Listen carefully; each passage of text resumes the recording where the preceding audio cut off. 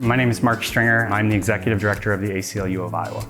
The ACLU has been around in the country for 100 years and here in Iowa for 85. And all the affiliates, there's about 54 affiliates throughout the country and the national office. We're a civil rights organization. We've been at the forefront of many civil rights battles over the century that we've been in existence. We work on everything from voting rights to privacy, to education issues, disability rights, racial justice, criminal justice reform. My first day on the job was a day that our staff was speaking on behalf of reproductive autonomy in a court in partnership with Planned Parenthood of the Heartland on a case. So that was my very first day on the job, and it's really not slowed down since. The ACLU has three ways that we work. We are litigators, so we go to court. We also work in the legislature, which is where we work most closely with the Interfaith Alliance of Iowa on lobbying and policy making and advocating for the changes that would ensure people's rights and freedoms. But we also work in public education. So part of moving the needle on people even understanding their rights is to educate them about those rights.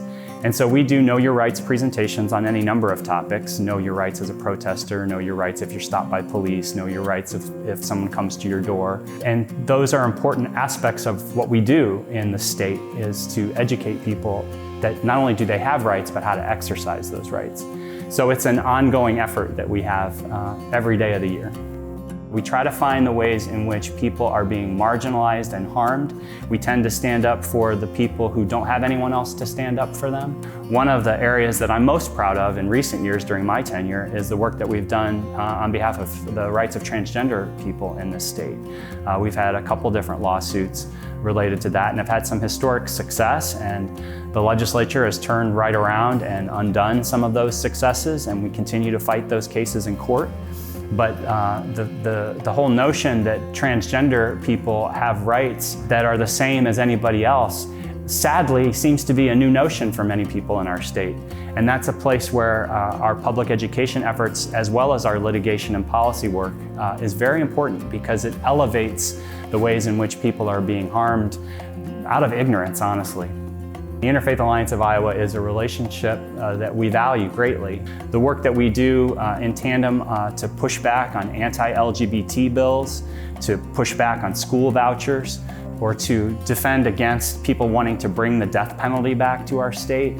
These are key places where the ACLU of Iowa, in tandem with the Interfaith Alliance, can kind of both work towards the same goals from slightly different angles, and it makes us both better.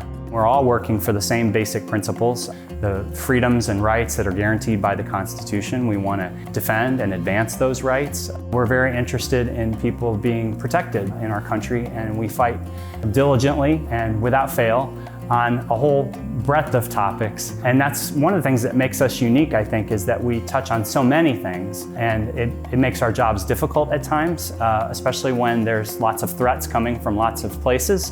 But it's good work. It's, as John Lewis would say, we get into good trouble a lot.